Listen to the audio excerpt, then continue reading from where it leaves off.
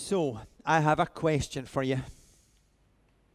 During the reading today, I wonder if anything struck you as being surprising or unusual or something that you maybe wanted to be more information about. And I'm going to give you 30 or 40 seconds just to have a wee chat with folk close to you. Was there something in there?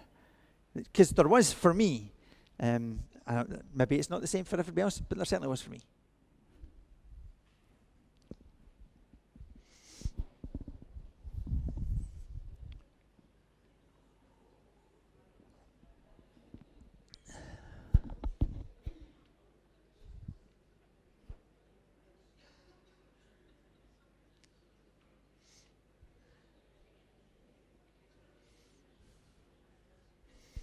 It's going to go on the floor.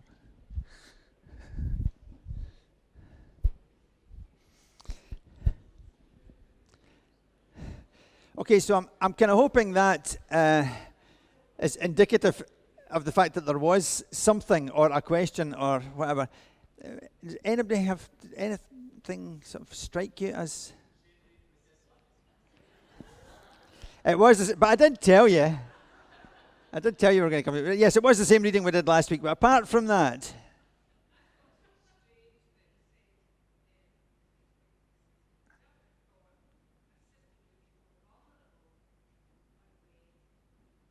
Mm-hmm. Yeah. That's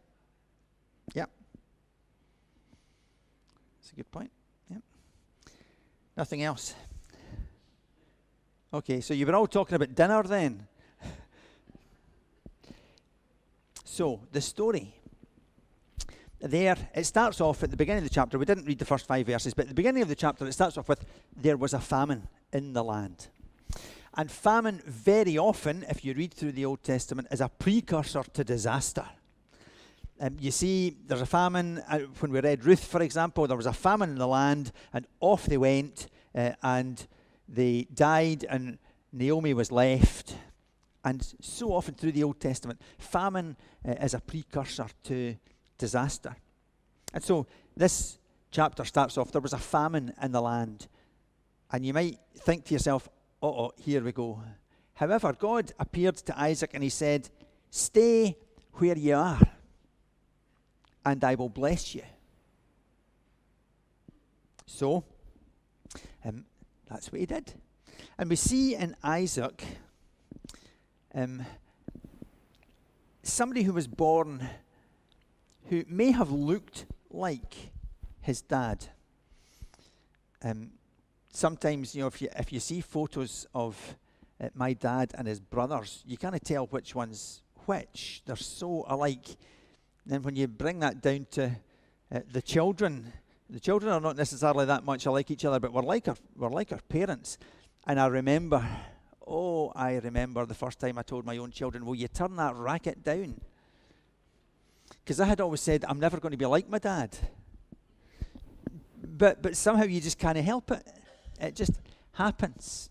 So here's a man who was born with some of his father's character strengths, and he is a beneficiary of the blessing of God from Abraham to Isaac to Jacob to the generations. So he stands in that place where he has this history, this heritage of God speaking, of God working, of God being present. But he also inherits some of his father's weaknesses, his character flaws. He does resist the lure of Egypt, and he obeys God's command not to go down there looking for food. But then we see him repeating this mistake that his father had made in pretending that his wife was his sister.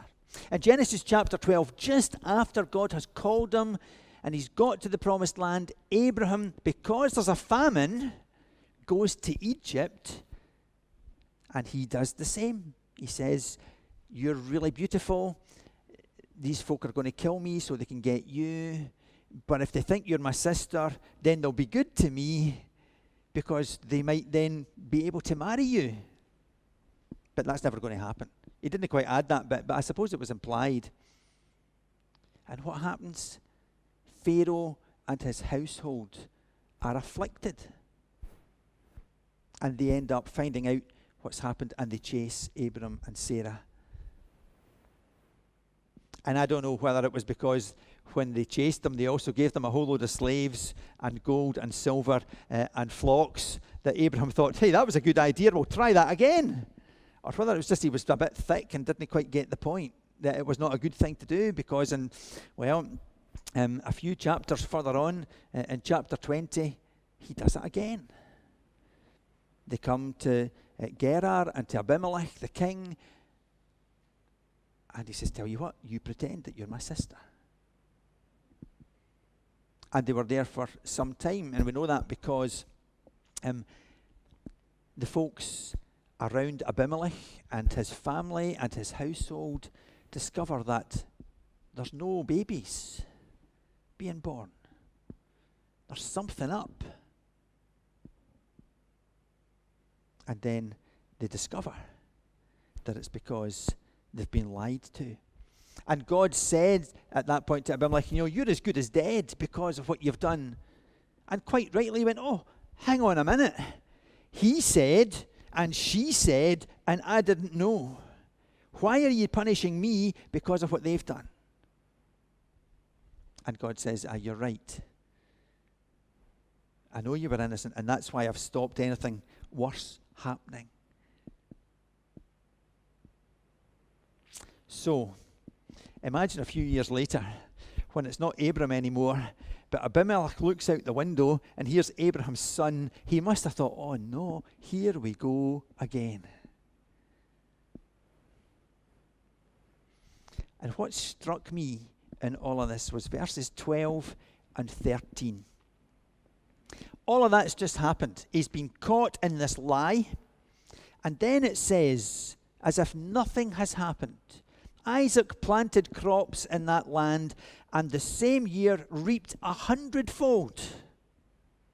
100-fold. Because the Lord blessed him. The man became rich, and his wealth continued to grow until he became very wealthy. And what screams out from me is, where's the punishment? Do you know, he lied, he cheated, he was an obnoxious bism, and God still blessed him. And not just a wee bit, 100-fold. Where's the justice?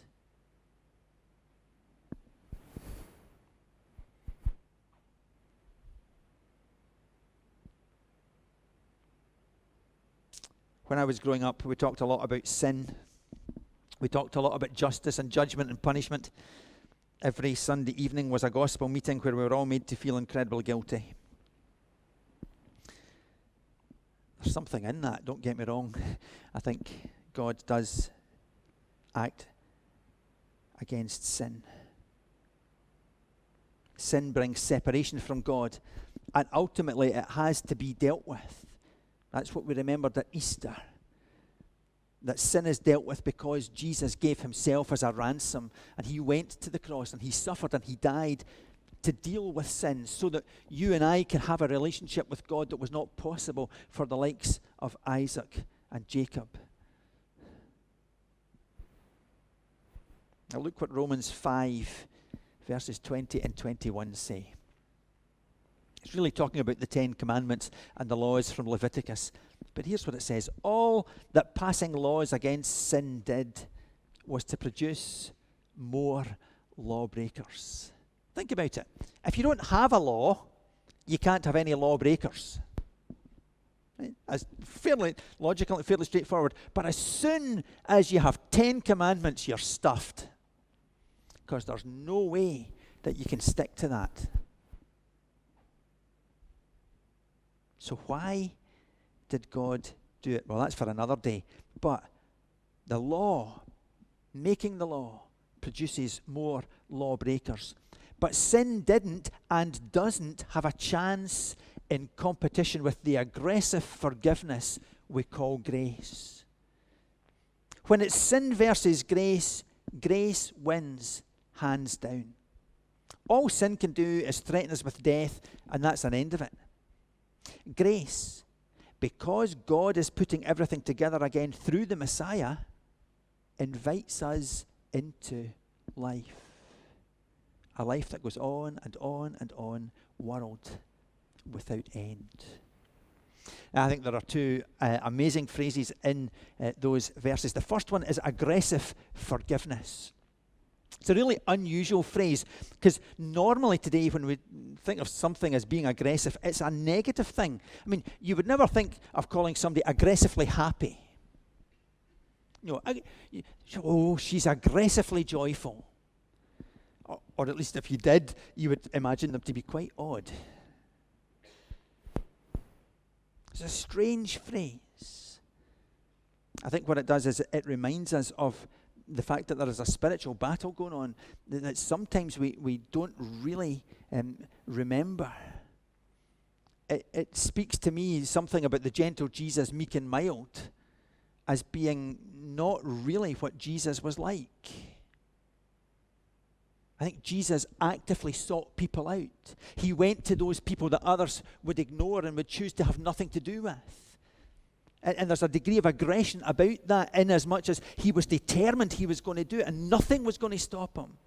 That he was going to heal, that he was going to speak, he was going to pray, he was going to be where these people needed him to be. And in that sense, there is a kind of aggressiveness about that. It's love. It's almost saying, do you know what? Grace is coming whether you like it or not. There's aggressiveness about it. But also then we see that grace invites us into life. What an amazing thought. We are invited into life. I think so often, if anybody knows anything about the church, what they think is that Christians are dull and boring fuddy-duddies, that they are joyless. And sadly, sometimes that's the impression that we give. Hence, I am jolly. Generations of ministers were actually taught to speak like that. And I suspect there's not going to be overwhelming joy this week at the General Assembly. Not overwhelming. There will be some, but what we do and how we live is really important. The difference of that being born again should result in us exuding joy, of living life to the full. Grace is unmerited. We don't deserve it. We don't deserve God's blessing. We don't deserve his favor. That's the point. Isaac received the blessing in response to the promise of God in verse 3. Stay in the land and I will bless you. That's what he was told. That's what he did, and God honored that promise. He had been partly obedient. He didn't go to Egypt to look for food, but he didn't trust God enough to know that he would protect him and Rebekah. But what we see is that ultimately that blessing that God favored him with was the very thing that brought him back to God. The blessing he received brought him back. So even in the midst of his growing family, the growing number of slaves and cattle and all of that other stuff, his growing wealth, he realized it was God who had done it, and he came back to God. So does that mean that we can simply do whatever we want and expect that God will bless us anyway? Well, absolutely not. I want to make that quite clear. No, it does not mean that. Romans chapter 6 verses 1 and 2 says this. What shall we say then? Shall we go on sinning so that grace may increase? By no means. We are those who have died to sin. So how can we live in it any longer? We are expected to change when we become followers of Jesus. That life that we receive is expected to produce results in us. But I think what it does mean also is that all of the promises that God has spoken over your life and my life in the past will be fulfilled one day if they've not been already. So if somebody has come to you, or if you have heard God speak, or you think God has said something to you and it's not been answered yet, then God is faithful to his word and God is faithful to his promise. I think sometimes what happens is we feel that we fail God, that we've let him down, that we've done something or we've not done something, and somehow that has separated us from God, and we think that there's no hope for restoration. It's too late for us. That whatever we've done will forever prevent us having that deeper relationship with God that we want. And I think what this is saying is that's just not true. The picture that I had when I was thinking about this aggressive forgiveness was the drunk guy outside the pub on a Friday night. And he wanders up, and he starts to talk to you, and he gets closer and closer and a wee bit more agitated, right? And you do the, sir, please step back. Sir, please step back. Don't poke me. Not that you would ever say that. And the poking, the finger comes out. Sir, if you don't stop, I'm going to have to lock you up. Right, that's it, right? And you go, right? Well, God is that wee drunk guy. I want to forgive you. Let me forgive you. Can I forgive you? Please let me forgive you. Can I forgive you? Go on, go on, go. Let me forgive you. Come on. Will you let me forgive you? I really want to forgive you. Will you just listen? Will you let me forgive you? And he's poking away at you until you go, all right. That aggressive forgiveness. God longs to forgive us. It doesn't matter what we've done. It's not about being better. It's not about putting in more effort. It's about trusting him. It's about asking for that forgiveness and trusting him. We don't deserve it, but we get it anyway. He wants us to have his blessing in our lives. Actually, the reason that we read this today again was because I wanted to talk about the wells. And I'm not going to. I'll save that for another day. Except to say this, these wells were deeply significant. They've been significant for me in the past, but I think these wells in that story are deeply significant because they are about life. You could not survive without the well. You couldn't survive without the water. It's living water in the truest sense. And that's why Isaac's enemies began to fill them in. They were jealous of him, and they filled it in so that he would not have enough of that living water to sustain his flocks and herds and his servants. So he would have to move on. And so what they did was they began to dig out the wells that Abraham had done that had been filled in.